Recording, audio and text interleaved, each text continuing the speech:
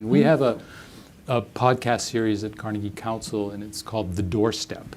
Mm-hmm. And the idea of the doorstep is, this is sort of inspired, I suppose, by political leaders or community leaders that need to go out and make the case at the doorstep of a citizen.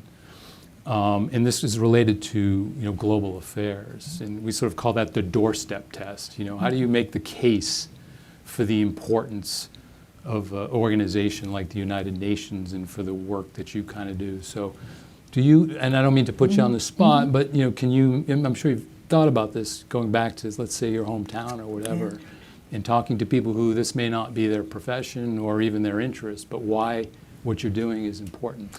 It's actually one of my highest priorities in this job. It's not war and peace. Yeah. It's going to the doorsteps of Americans and letting them know why the UN is important to them, why the work I do should matter to them, why should they care about what is happening in Ukraine.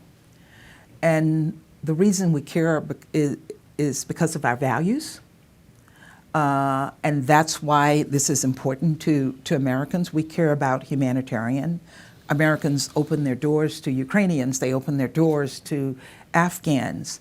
And the UN provides that platform for us to bring these kinds of crises and issues to the doorsteps of Americans so that they can show the core value that we have, and that is that we care.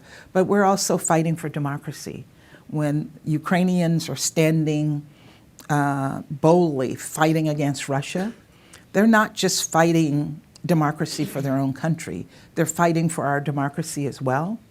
They're fighting so that we don't have to fight, so our soldiers are not on the ground.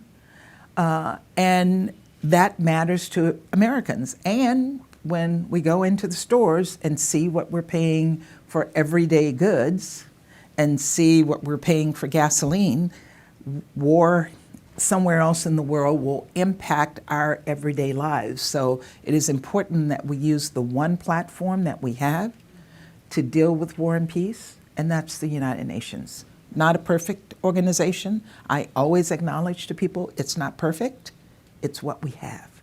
And we have been able to achieve some positive things, even as it relates to Ukraine.